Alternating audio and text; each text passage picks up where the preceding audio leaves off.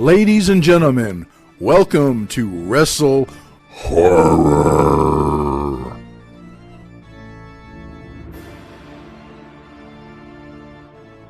All right, greetings, viewers and listeners.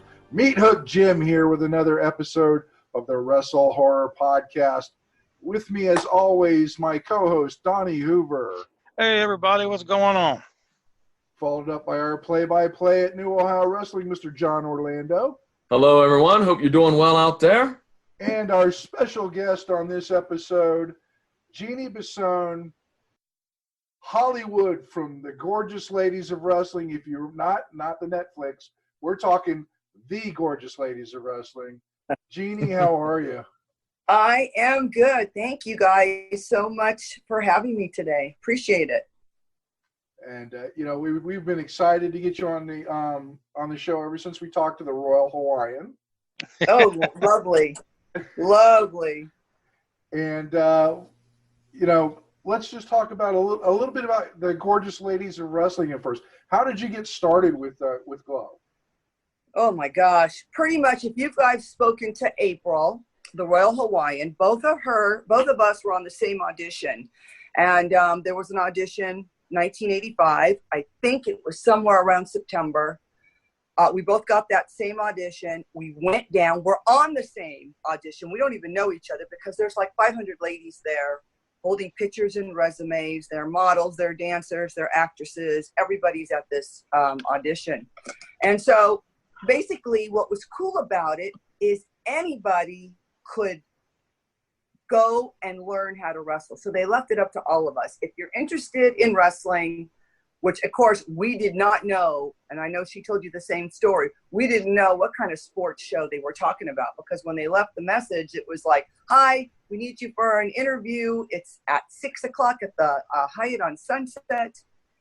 Wear workout clothes, bring a picture and resume for a sports show, but they didn't say what it was. So when they told us, when David McLean told us it was wrestling, I almost felt pretty shocked, only because I'd played sports all my life and wrestling was not one of them.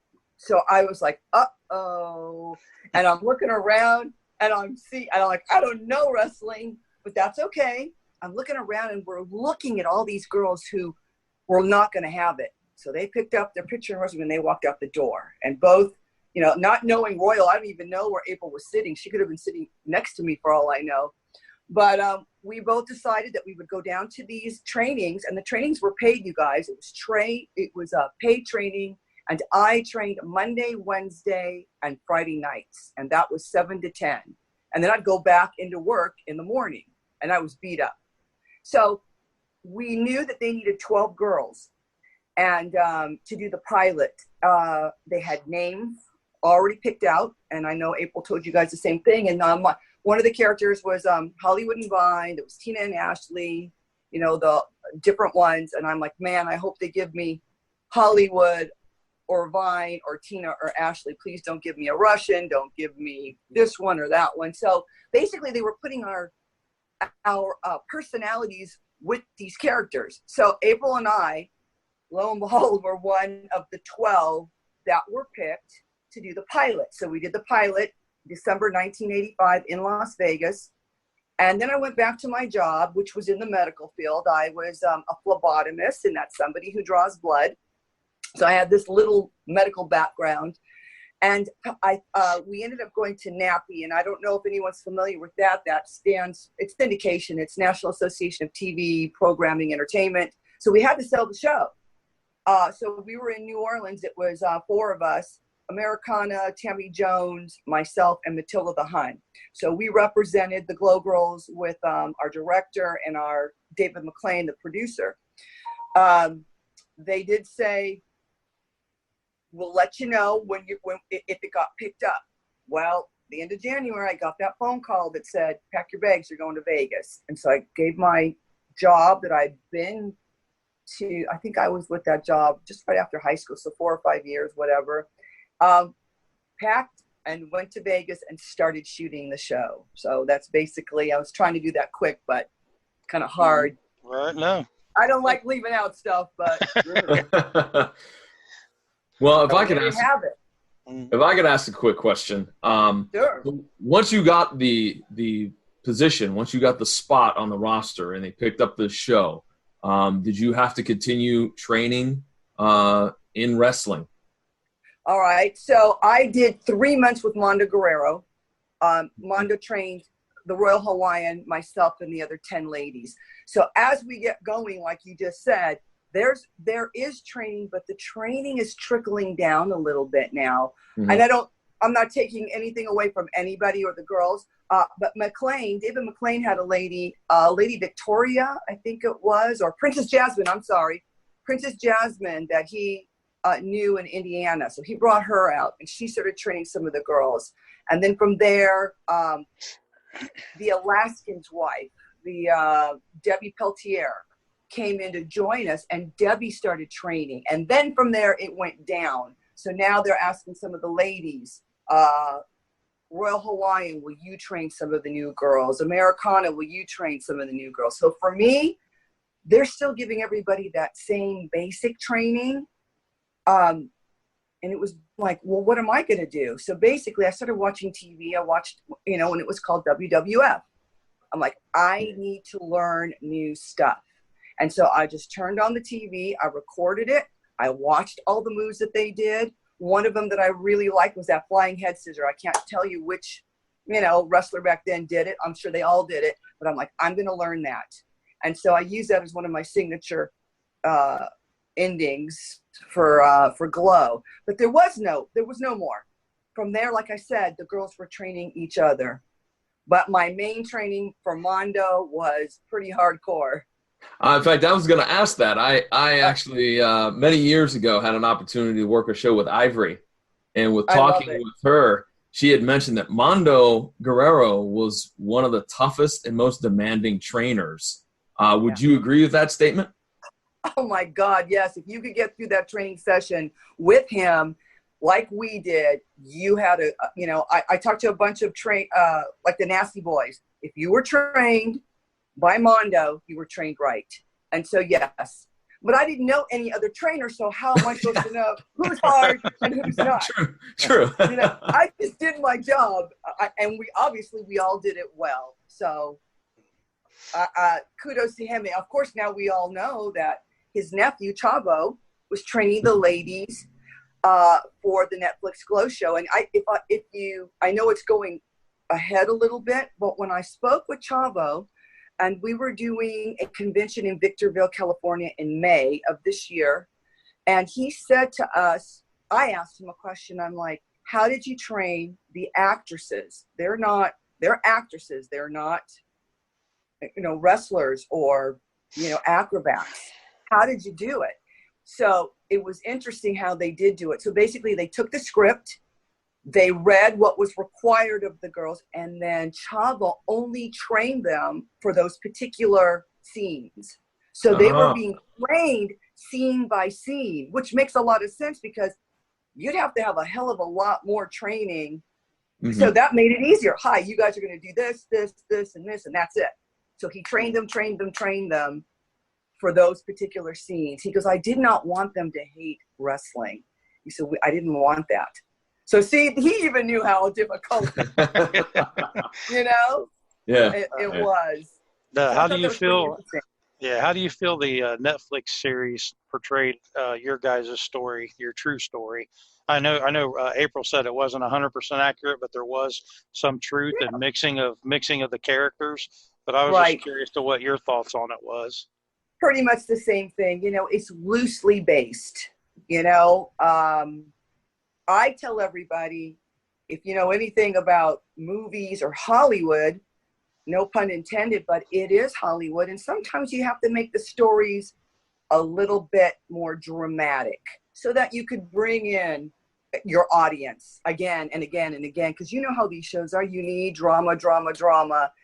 So, a lot of the ladies, and April probably told you the same thing, really half of us loved it. And the other half didn't like it because it wasn't telling our story 100%. But you know what? Like I told you, you need drama to bring in, your audience. For one example, and everyone knows the example, our director did not sit there and snort cocaine all day long. That was not his vice, you guys, and the girls hated that. They didn't want that, but, he did not do that. Matt liked to gamble. That was it. He did not drink. He did not smoke. And they were pretty hardcore on us, because if we were caught with drugs or doing something we weren't supposed to, we were going to be fired immediately. And also another thing that I noticed in the Glow Netflix is the girls seemed to have a lot more say in what was going on with their characters and this and that. And we pretty much didn't have, we had a short leash around our necks, let me tell you.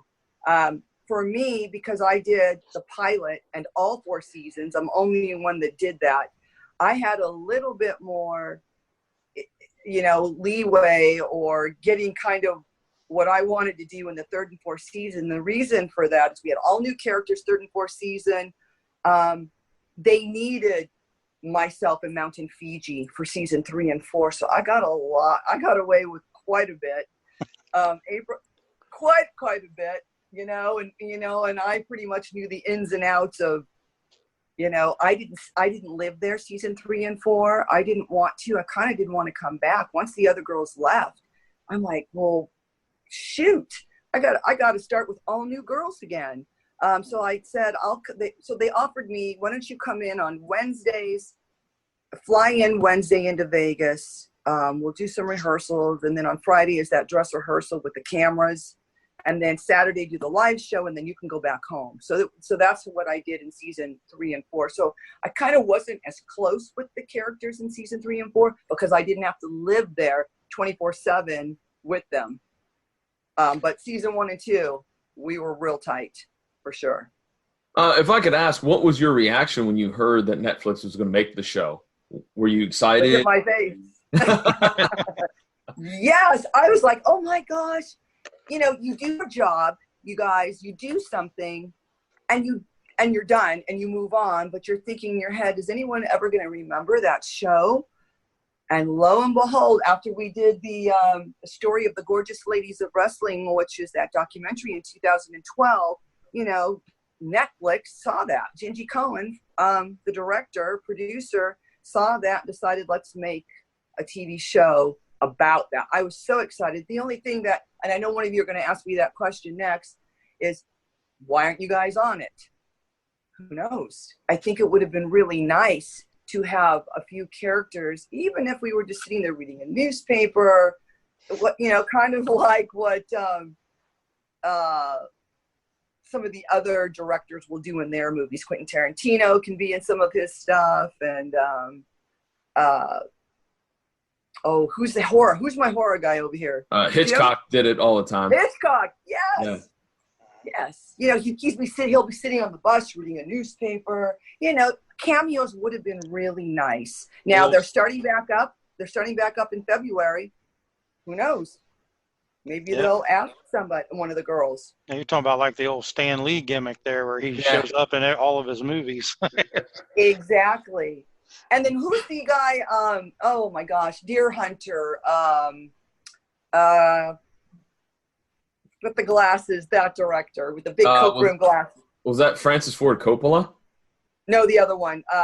They just did the Irishman. Did you see that on Netflix? Oh, Scorsese.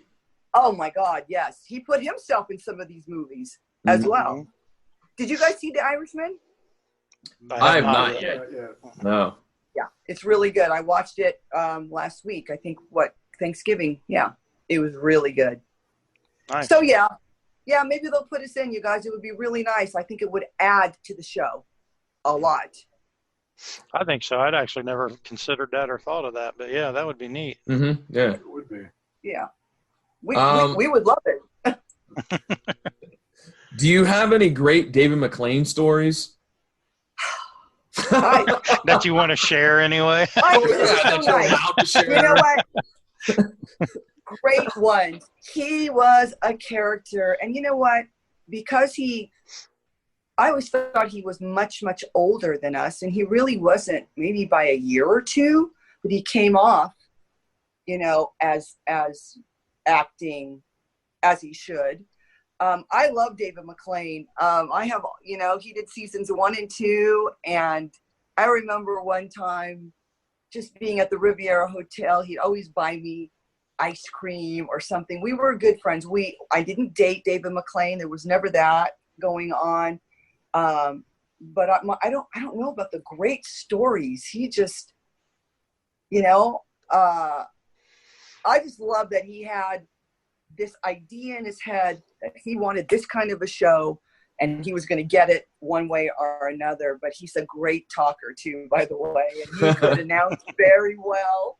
I thought he did a good job, and now he's got, he's had that show for many, many years, and now he's on Access TV, and that's always what he wanted. He didn't really want the stuff that we were doing. You know how we had the little comedy sketches. That wasn't his idea of a wrestling show. He wanted it strictly wrestling, but somehow the money guy put him with the director, with Matt Simber. So Matt had the movie background and David with the wrestling, and that's how Glow became that kind of a show. Cool. Yeah. Now, when you were there from start to finish on Glow, and was there a lot of injuries that you would take, or did you get lucky and just have limited amount of bumps and bruises, the normal stuff? That's a good question, because I saw women coming and going. April was one of them, I'm really lucky. I stayed in really good shape, good diet. The thing is I don't ever remember trying to be careful, you guys. When you're 21 years old and they say, do this, like when Mando said to me, David said this to me. Here's a story that I can tell you about David McLean. I didn't know this for a very long time, but David said, do you want to know how you secured your position in Glow? And I said, yeah, I'd love to know how that came about. Why me? And he said, Mando said to everybody in the ring, which one of you ladies can ram your head in the turnbuckle, turn over, and land on your back? My hand was raised immediately. Me, I can do it. He goes, that's what we wanted. We wanted girls who weren't afraid to do it. And so when you're 21, 22, 23 years old, I was not worried about breaking a leg, a hip, anything, just because you're in better shape when you're that young. But that's a story that he told me. I finally figured out how I secured that position. But no, I had the bumps and bruises like everybody else. I gave bumps and bruises by accident. You know how that happened. Oh, yeah. Oh, sorry, my knee got in your forehead. Sorry. Black eyes. But I, knock on wood, really, really lucky. So plus we had to work out, guys. We had to work out a lot. They wanted us working out as well. Nice. That helps, right? You got to stay fit for that business. Absolutely. We talked about that early. NFL, not, what did I say? Not for long. So let me ask you this, Jeannie. You mentioned working for other promotions. What are some of the promotions that you've wrestled for? I have them. I have to tell you. I want to tell you. I have them written down. Hold on. A lot of independent ones. Let me see where I have those. Wrestling. That's a good question because I do have them. Wrestling affiliations. Okay, guys. Okay. These are the companies I worked for. AIWA, WWA, MLW, PPCW, Glory Wrestling, MLW, which is Memphis Ladies Wrestling, and then NWA. So all of those wrestling affiliations are, some of them are independent. Right. The only people that were doing those independent wrestling promotions and stuff was Lightning and myself. So when Glow ended, Lightning and I decided to do that route for a little while, and then I was just burnt out, guys. WWF had come to town, and you guys, I had broken my leg. So in 1998, in November, I break my leg doing some kind of wrestling with this woman. I'll never forget it because it was probably, and this is after Glow, it was the most pain I've ever been in my entire life. Adult life. I think I'm 36 years old. Had this lady and I had her in a headlock. So she decides to wrap her leg around my knee and hook it at the ankle. Now, mind you, my legs look like this. Her legs were the size of my body.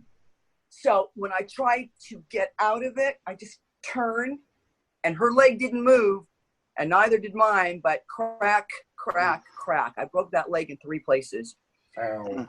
Oh my God. So WWF, I get this call from an agent. Actually wasn't an agent. I'm trying to remember. Yeah, he was a wrestling.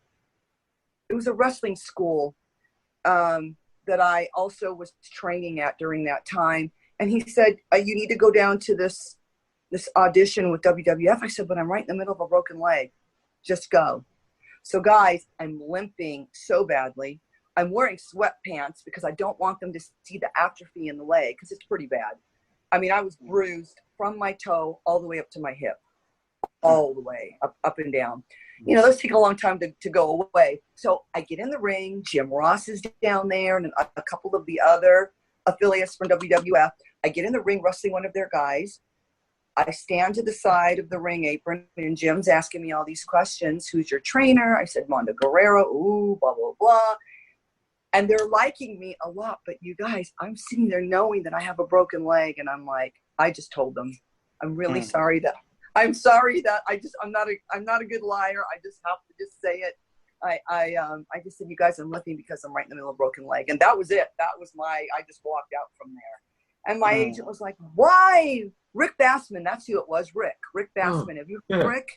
Remember him? He had a school way back in the day, guys. And I believe it was, Rick goes, why did you tell him? I'm like, I had to. What if I got there? You know what I mean? And caused more. I don't want to be a liar on top of everything. So yeah, it wasn't the time. And I was burnt out, guys. I've been wrestling for 4 years of my life straight on. I wanted to be a 20-year-old because I didn't get to do that. We were on the road. We were, like I said, you know, wherever we went, we had curfew. I mean, I could go on and on and on. There was a lot of rules. And so after 4 years, all you want to do is be a 20-year-old and go out and party and have fun. I mean, that was just me. I wasn't thinking about the big picture, you know, like Ivory going in, you know. Mm-hmm. I'm sure that I could have had a chance too, but I don't know if I wanted it that much at that time. I kind of wanted to be free. Mm-hmm. Did you how did you find the transition from Glow to actual other independents go for you? Did you find that an easy transition, or was it different or the same? No, it seemed to be easy because we were already on television, you know, and remember the power of TV is huge, you know, now that, and remember there's no internet. So I found it quite easy.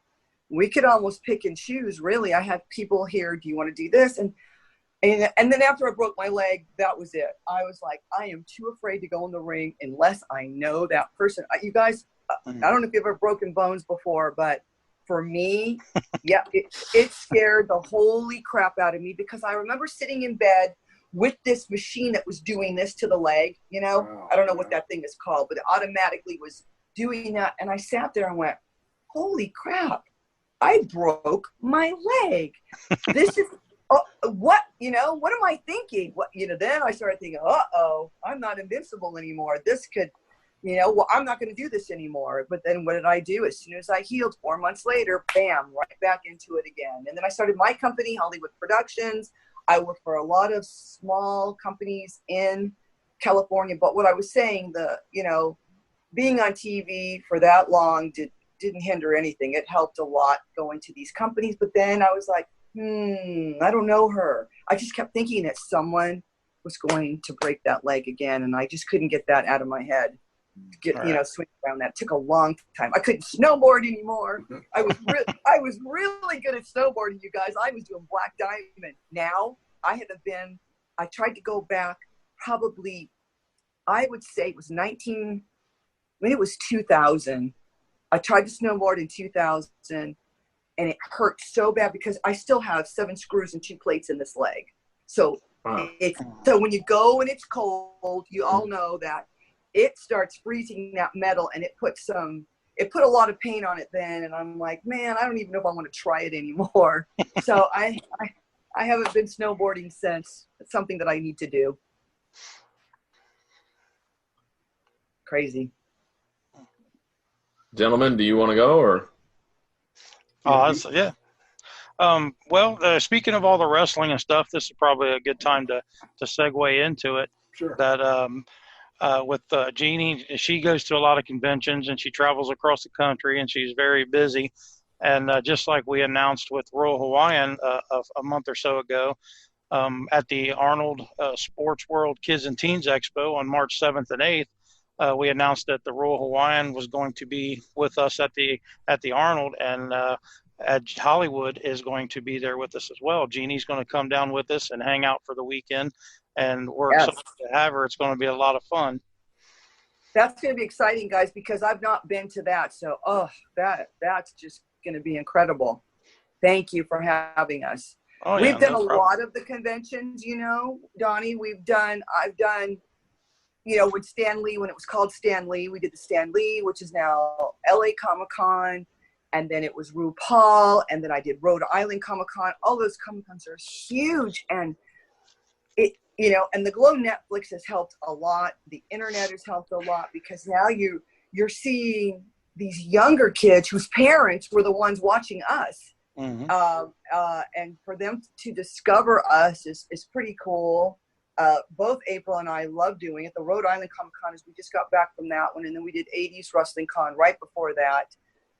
So I am looking forward to this March gig. So up my alley for sure. That'll be exciting. Cool.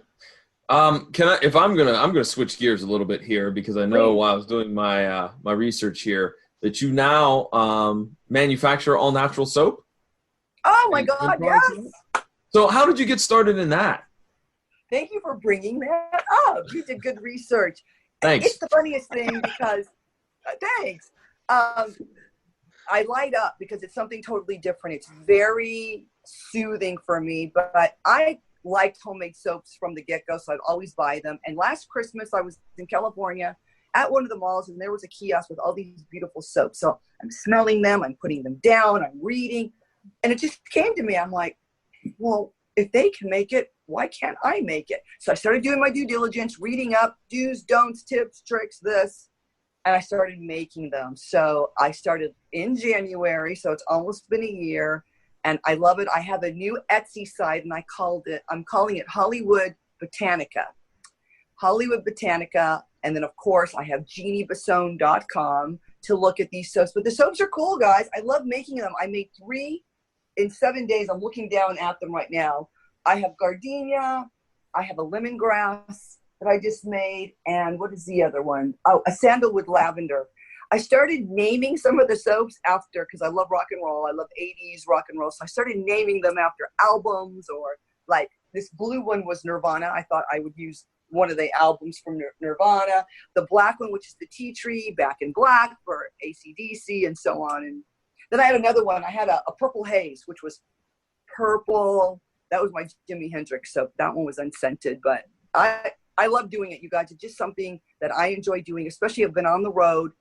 Kind of the last thing I want to do is like go out, and I kind of want to chill at home for a little bit, just with all the travel that I do. It's fun to come home, relax, hang with my boyfriend, hang with my cat Elvis, and make my soap, and it just makes me happy. So thanks for bringing that up. Yeah, how long does it take you to do a batch of soap?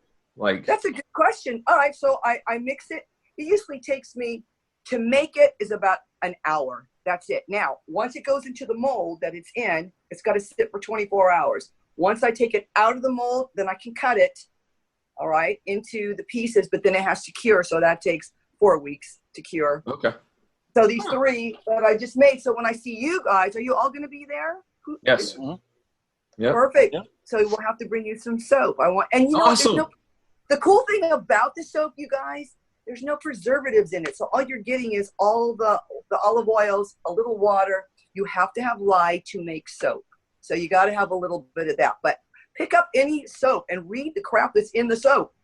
This doesn't have any of that, and that's what I love it so much. And April, you guys, she is my walking advertisement because she's pretty picky. She's got very sensitive skin, her and Lightning. And she said, you know what? She said, Jeannie, I'm real picky. She says, I hardly have to put on any moisturizing lotion after I bathe with your soap. So that tells you it's not very drying. So it's good. Cool. Good thing. Cool. Excellent. Yeah. I'll bring you guys some when I see you in March for sure. All right. Awesome. Sounds good. Yeah. Who's my horror guy? I know there's a horror person in here. Jim, Oh, that's you. Yeah, that would be me. Yeah. Tell me about your horror stories. No. Well, I actually just recently sold my business for some personal reasons, but I'm still their consultant. And what it is it's a group of traveling actors that go around to different haunted houses in the area, filling in where they need help. Oh my gosh! So give me an example. What you're doing? What kind of help do they need? Well, one of the big things is queue lines. People, when they go to haunted houses, if you stand in a queue line for an hour, 2 hours long, you get kind of disgruntled, and you're just ready to get into the show. We're there to be part of the show to keep you entertained until you get into their house. Right. So you're entertaining them as monsters, as monsters, characters? yes. Wow. We will scare you. We will make you laugh. Whatever we've got to do. I love it. Some of my guys are really good. A good example is one of my guys a couple of years ago. He scared this girl so bad they had to take her away in a squad. No way. Yes. Oh my gosh. Yes. Go ahead. She went catatonic. She brought it on herself now. I have to say, she's like, you can't, one of the rules is you don't touch the patrons. Right. And she's walking around with her nose in the air. My daddy's a cop. I know you can't touch me, blah, blah, blah, blah, blah. Well, she didn't see him come up behind her. She turned around and saw him and just dropped to the ground into the fetal position. And he looked at me, and I had to chase him away because he wouldn't stop. Oh my gosh! But as they're loading her into the squad, you can see the squad lights in the background. He goes, Jim, I've got to get a picture of this. And I've got a picture of him raising his hands with the squad in the background. Oh my gosh! But it doesn't end there because she was with a group of people, and they took them behind scenes to calm them down. Oh my God. And her best friend is sobbing, goes, they killed her. I know they did. Oh my gosh. Oh. Wow. Yeah. I love that. I went to, and I know it's different, but I got pretty sucked in. In California, we have Knott's Scary Farm, and there are people that come. I've never been before. So this was before I moved to Nashville. So that was probably over 8 years ago. And I went that night. And there were these guys walking around with chainsaws. Or I don't know if they were real. Obviously, they probably were not. But you have somebody coming after you with a chainsaw? Mm-hmm. Okay, that was scary. I'm like, pretty good, pretty good. Then I'm going through one of these mazes. And my eyes aren't that good at nighttime. Okay. So I start going through the maze. And I'm walking, and I start to look up at this pumpkin face thing. When it leapt out at me, oh my God! I did not know it was a person. I jumped back. So they got me so good. I will just never forget how scared I felt when that thing jumped. Because I'm coming closer like this to look at it because it's nighttime and I can't see, and he jumped at me. I flew back so fast. I screamed. My throat hurt so bad that night. Oh, that's our goal. That's what we live for. You guys are good, man. If you did that to her, woo. Well, I personally, one of my characters, I wear a high-end silicone mask, and half of the mask looks normal, and the other half is completely shredded like meat. Oh, cool. And I was standing, it was the same venue, and I had a GoPro strapped to my chest underneath my shirt. So all that exposed was the lens. Right. And I stood stock still like it was a decoration. And these guys, this guy about as big as me comes up, and they're trying to figure out if I'm real or not. Right, like me, yes.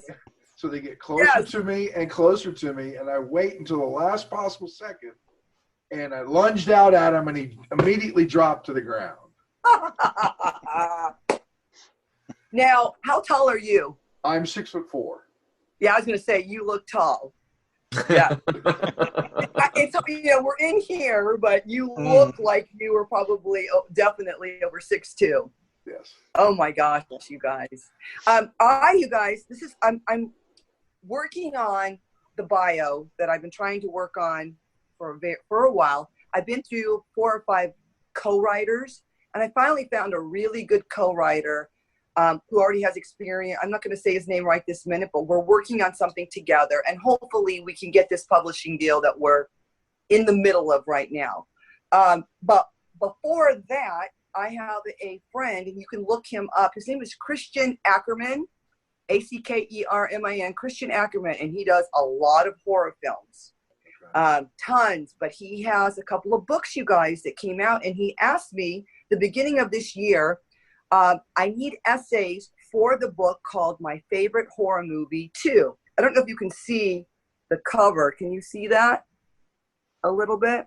Mm-hmm. Yeah. Yep. Mm-hmm. This book, you guys, this book will be sold on Amazon this week.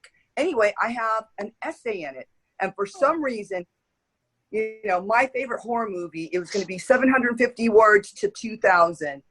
And it came like that to me naturally. I just started writing. It's very difficult for me anyway to pick one movie. So I have to talk about several movies growing up. But that will be my first published essay in this book. So I'm totally excited about it.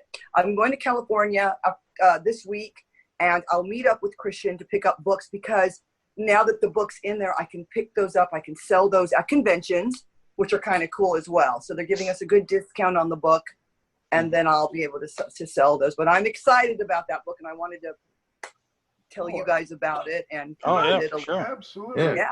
Well, yeah, I'm excited. It's a good segue. You said you didn't have one. You talked about several different movies you liked. Yeah. What particular genre of horror do you like? Oh, yeah, because there's so much, isn't there? Right. Now, I don't. Give me examples, because I like all. So I'm not a horror buff. Give me your examples of genres. Yeah, and then I'm a slasher fan. Do you like slasher films? Yeah, I'm a slasher fan, like Jason and Michael Myers, that kind of thing. Okay, then go ahead. What about psychological terror? I mean, that's fucked up stuff. too. Sorry. Oh, you're fine. You're fine. Woohoo! Dropping the F-bomb. Science fiction horror, like Aliens. Yeah, I like all of it, but I started with the first one, which was the oldest one, Nosferatu. Okay. All right? That scared the crap out of me. Look what he looks like. Yeah. Unbelievable. Scary looking. So I started with Nosferatu, talking about it. Then I went over to the Halloweens, the very first one. Mm-hmm. Because growing up, when that movie came out, I was a babysitter as well. So remember Jamie Lee Curtis, they're babysitting. So you're thinking, this could happen in your neighborhood. Seriously. And then, of course, now we get into the slashers. High school, Texas Chainsaw Massacre. There's that. I talk about that as well, because I remember being, in a boyfriend's El Camino. And yes, we were watching the movie. So I remember that movie very well. I remember trying to look when I got back to his house and drove my car home. I'm looking in my rear view mirror, thinking that he was behind me with that chainsaw.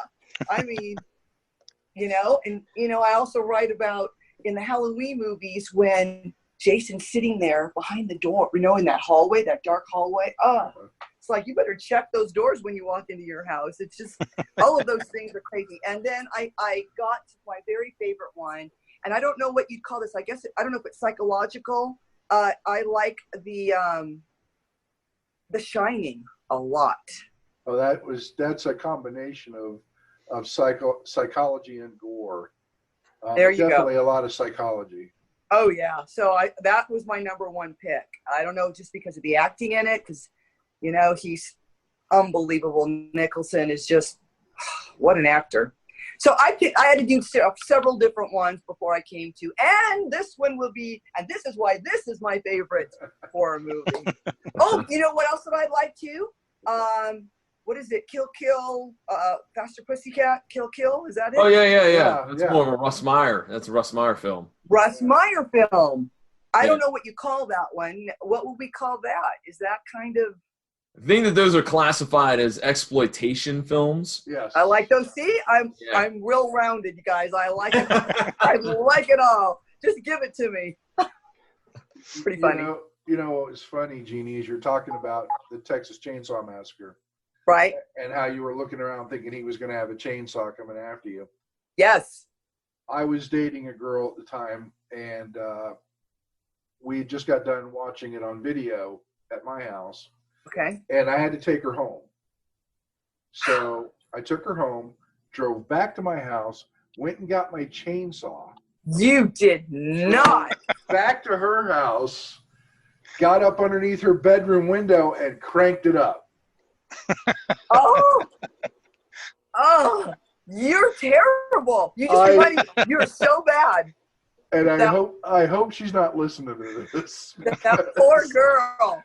Oh my gosh. And now we know why Jim did not date her for very long. poor girl, Jim. Well, you know, it's another one that, I also write, then there's The Omen, and there's all the devil ones. Those scare the holy crap out of me, because they screw with your mind, I think. Jim, what do you think? Oh, absolutely. The horror, that type of horror is religious horror, I look at it as. But it Those is are hard for me to psychological. watch. Right. Those are hard to watch. I don't like when, I grew up Catholic. Not that I went, I had to go to church every week. Not that that means anything today or whatever, but seeing crosses upside down and the devil, that gets in here with me. I just, Amityville Horror, same thing with that. What about The Conjuring? That was so scary. Oh my gosh. I watched that, you guys. Now, I didn't see it at the movies, but I had rented it. I might have rented it on Netflix or something. I can't remember. But I think I was watching it in my home, in my house, and I was scared. Same as, what's the other one? Not the one with, what is it? Not The Omen. It came on before The Omen. The other devil one. Exorcist. Yes! Duh! I love The Exorcist, but it's hard for me to watch that as well. Yeah, those are hard. That film scared a lot of people when it came out. Bad. It sure did. So that stuff to me screws with me. I like to stay away from it because I'm thinking, if you think it is going to happen. That's what it does to me. Texas Chainsaw. The other ones, I can deal with those, but anything with the religious stuff going on, I'm thinking, how do we really know? Right. Mm-hmm. Well, let me ask. Oh, go ahead. I was going to say, let me ask you this. What about Paranormal Activity? I'm not talking about all the extra. I'm talking about the first one. Paranormal Activity. Have you seen that? I don't remember. I think is that the one? See, I don't remember now. I'm getting it mixed up with. Is this the one where they filmed it in their? It's like the found footage type stuff. In their Yeah, house. I love that. That was scary too. Mm-hmm. I know. I did see it. The very first one. I remember that. Right. Yeah, that's pretty scary too. I kind of like that stuff. And Jim, I don't know if you've done it. Have you ever spent the night in a haunted place? A haunted hotel? I have. As a matter of fact, I also hunt ghosts. See, that is something that I would like to do. Even though, because I think that they exist. I just think that sometimes there's just, in my head, in my heart of hearts, I just think when someone wants to get a hold of you, energy doesn't go away. It just takes another form. Yeah. Right? Well, there's energy. There is. A picture of this, Jeannie. My house is almost 100 years old. Wow. And right across the street from me is the biggest cemetery in town. Tell me the state that you're in. I'm in Ohio. Not your mental state. I'm just kidding. No, what's your state that you live in? I'm in Ohio. Okay. So I'm actually just a couple hours away from the Arnold when we're going to be there. So it's just a 2-hour Perfect. drive off the road from me. I have relatives in Akron. I'm down in the Cincinnati area. Okay, great. All right. So your house is 100 years old. Tell me about your house. Well, my wife and I are both. She's a sensitive, and she likes to hunt ghosts as well. Great. We've had some rather interesting things happen. I had a business partner with my team who unfortunately passed away at the young age of 41. Oh boy! Wow, and that's young. Every once in a while, he makes his presence known. Really? He does. And what's really a kicker is you watch my animals. I've got 3 cats and a dog. Uh-huh. And they look up and they see things. And they're more sensitive, obviously, than we are. So, yeah. Mm-hmm. So there's quite a bit of activity at times here. Uh-huh. Does the activity happen at the same time? Like evening? More? No. Does it matter? It could be any time. It could be any time of day. One of the things that really stands out to me is I've got a transom over my front door. You have a what? I'm sorry. A transom. It's like a window over my front door that folds down. Okay, I know what that is. Sure. And it's been painted shut. I've never opened that window. Well, about a year or so ago, it dropped open for no reason. Of course it did. Unbelievable. That's scary. And you know, it's energy. It's that energy. That energy it's another form in another form. Yes, I believe it. So when I moved to Tennessee, you guys, I moved into a Civil War house. It's not this place now, but it was pre-Civil War. And it had, the only thing that happened once, it's been in the same family since it was built in the 1800s. So what I did was I went to the archives because I'm just so into, kind of like what you're into. I had to figure out what's going on with this house. There's a cemetery over here, which has 3 family members out away on the premises. And now I'm going to the archives to read about this home. And it was so cool. It mentioned the owners, the Scruggs. That was their name, Scruggs. The Scruggs was the family name. There was one slave on this property for 4 months only. They had one slave, was a woman, and then she was gone. They sold her to someone else. Right. But there was never, I kept wondering, like when you are in a new home for the first time, regardless if the home was 40 years old or 60 years old or 100, the newer type of homes always creak. Right. This house, which is before the Civil War, I think it was 1836 maybe. Anyway, I fell asleep. Nothing. Dead silent. Nothing. Okay? No creaks. Like my house in California, built in 1940. I moved there the first night. I think, something's moving, crack. That's not haunted. But this one was just sound. Now, one night, and I'm in the bedroom, and you have to cross over the hallway into the other room. It's got 2 chandeliers in it, and really cool, old wallpaper that's real old looking. So it was my favorite room, huge ceilings. So I'm laying down and all of a sudden the lights go on in that room.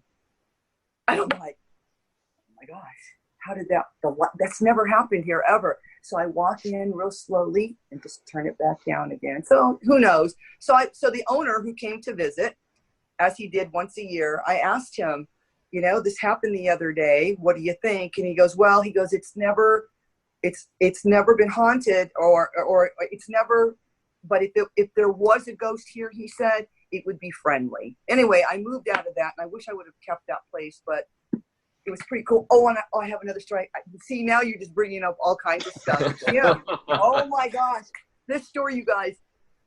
I have to tell it in my book as well now. See what happens? You start thinking of all these things. On the West Coast, there is a bed and breakfast, and it's in Portland. Excuse me, it's in Oregon. And this bed and breakfast, we were told, was haunted. And I went with my best friend. We drove down there. I think it was the lightkeeper's house. So there are 3 bedrooms on this side of the house and 3 on the other.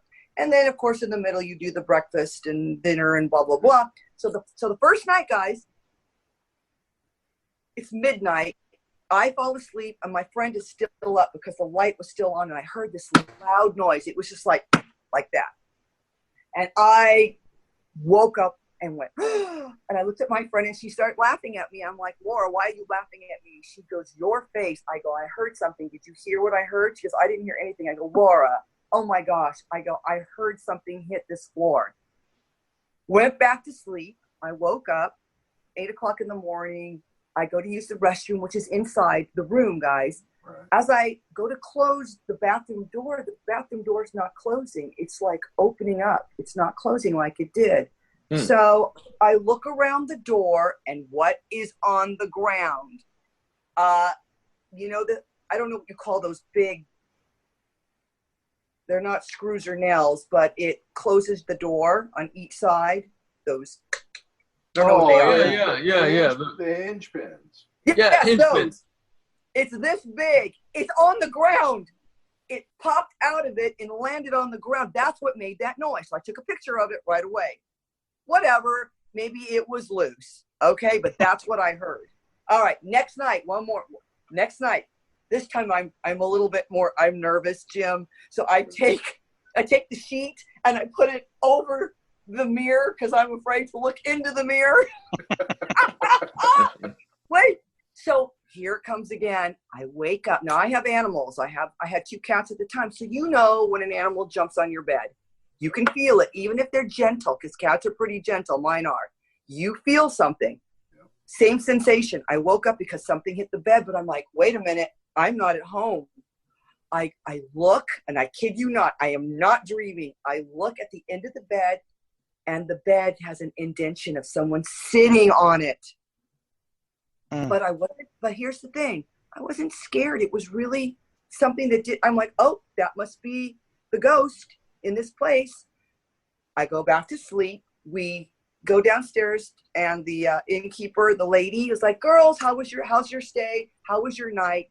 I didn't say anything, but my friend decides, well, Jeannie had an experience last night. And she told her, and you know what the lady said? She kept doing her stuff. She goes, oh, Jeannie felt someone sit on the bed and saw it. And the lady goes, that's what they say. So I felt that, and I know it happened. So those are my 2 experiences with that kind of. So it exists. So going back to it, yes, it exists. I believe it. I could go on and on with you about that, and we don't have much time on the show. But sorry, that'll be another show. That'll be another show. There you go. And another episode. We can talk about it when we're at the Arnold and. I would love that. Okay. There's some really interesting stories I have to tell you. I can't wait to hear them. Perfect. Now, did you I'm ever? Looking forward to those. Yeah. Oh, absolutely. Count on it. You can count on it. Did you ever act in any horror films or anything like that? I wanted to do my own horror film. That's one thing that I always wanted to do. We have cameras. We have the talent. We have you guys. You know what I mean? We can all do. I did write one. But I haven't acted in one. Christian Ackerman, I'd like to be in one of Christian's. Look him up, you guys, and see all the stuff he's done. He has one of my scripts. It's called, I can't remember. It's been so long. It's something at Diablo, and it's really good. This is before The Walking Dead. So before there were zombies, guys, on TV, I already had the idea to have zombies and wrestlers. And I know it's been done a couple of times, but I had that idea way back. I just didn't have the funds and, the way to do it. But it's called Death Match at Diablo. That's the name of it. Okay. So we'll talk about that, Jim. Okay. Yeah, Jim just got done probably about 4 or 5 months ago filming a short horror film with his actors. Mm-hmm. Yeah. Oh my God. Do you like Rob Zombie, Jim? I like his films. Do you? Rob Zombie? Absolutely. Yeah. Absolutely. Yeah, me too. Me too. See, I liked a lot of his films as well. I didn't, I'm thinking about it. I probably should have written that in there because, well, he did the Halloween one too. Whatever, number 25. No, I don't know. Yeah, so, we'll talk about it for sure. Oh, you can count on it. What else, guys? Well, I think we should probably start wrapping up. We've kept her on here longer than. Well, it's a pleasure to be on here with you guys. This is what I'm saying. Now I know how you could stay on and on with April, because it's just once you start on one subject, you go to the next, and then before you know it, an hour has gone by like that. And you're probably wondering, are you guys football? Are you guys football fans? Are you watching any of the games? Oh yeah, I'm a big Buckeyes fan. Yeah, my boyfriend he was texting me. He wanted to go see Kansas City. I'm trying to think. That's his team anyway. I don't even know who they're playing, but it's Sunday. It's football. Yeah. In the pros, I'm a Seattle Seahawks fan. There you go. Yeah. Good for you. April is a New Orleans Saints fan. I know that. Oh, nice. Yeah. He loves the Saints. That's her team. There you go, Jim. You'll have to get April something with New Orleans Saints on it. Right. That's her team, you guys. Yeah, that's what I said when I was telling you earlier this week. We had her on, and I just told her, it'd be 30, 45 minutes. We'll just do a little quick chat, and it was like 2 hours. Oh, we just had such a great time because everybody just kept chatting, kind of like how this is going.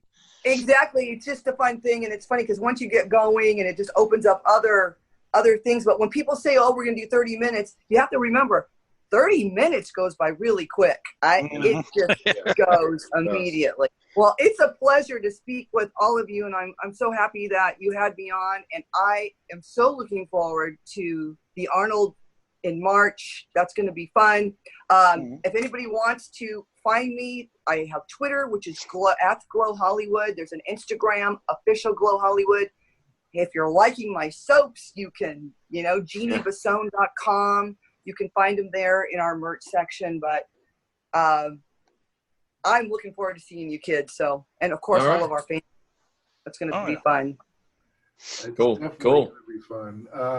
So, with that being said, Jeannie, it has been an absolute pleasure to have you on the Wrestle Horror. We look forward to having you on again. We look forward to seeing you at the Arnold. And I think I speak for John and Donnie when I say, one of our best shows and a wonderful guest. Oh, you're sweet. John, Donnie, Jim, thank you so much. If you need anything, give me a holler. If you want to do this again in 2020 let's do it. All right. Sounds like a plan. All right, guys. All right. So we're going to sign off now and catch you on the next show.